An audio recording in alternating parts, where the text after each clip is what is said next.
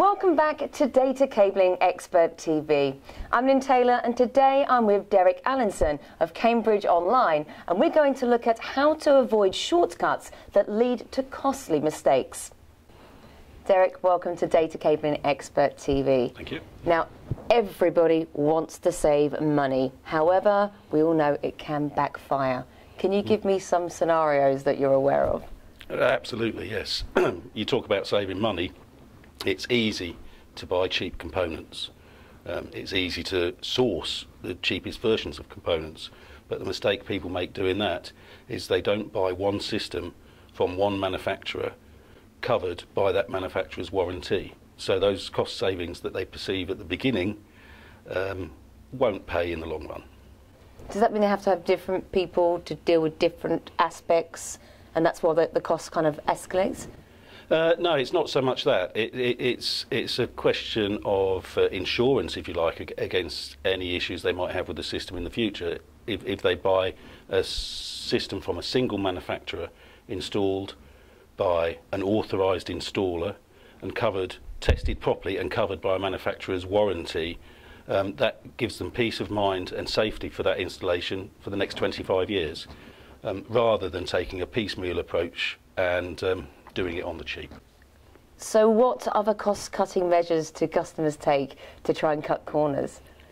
Well, they may take the decision to use previously used patch cables, which A, may not be compatible with the new system, B, may be faulty even, and the danger there is that those cables might bring errors, data transfer errors onto the system, therefore causing the expense of time finding out why the system isn't performing properly, management time understanding where that's happened, and management time putting it right.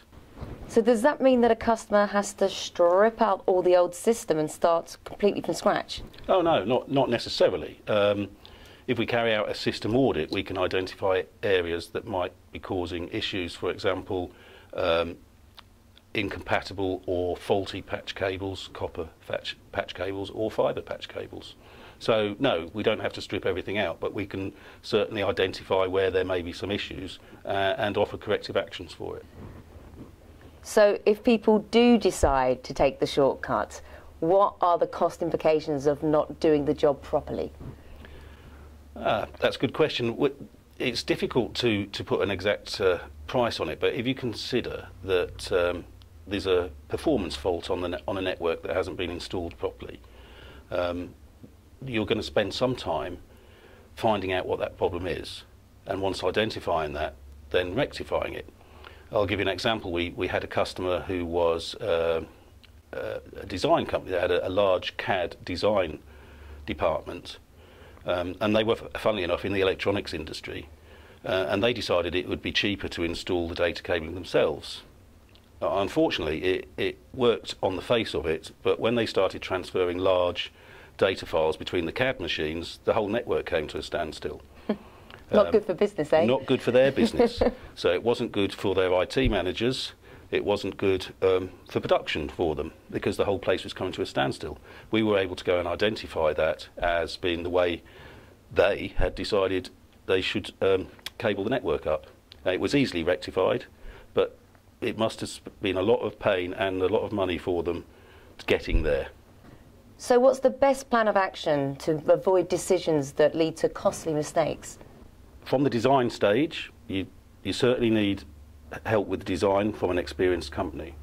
From the solution point of view, you need to select a single source of all the components to give you a unified system provided by one manufacturer, who will then subsequently offer you a 25-year warranty on that system, backed by the manufacturer on the basis that it's been installed by an authorised, trained installer. Thank you, Derek. Now, if you want to download the keynotes to Derek's tips, just press the Request Keynotes button on the page. If you want to fire any questions directly to Derek, then it's really easy. Just use the Send a Message button. Or for those of you who have taken to social media, use our forums on LinkedIn and Twitter, where you can contact and debate ideas with Derek and our other experts. Oh, and if you are an expert in data cabling and want to appear on this channel, contact our editor, John Allard, otherwise known as John the Data Cabling Expert. That's it for now, and I look forward to you joining us very soon.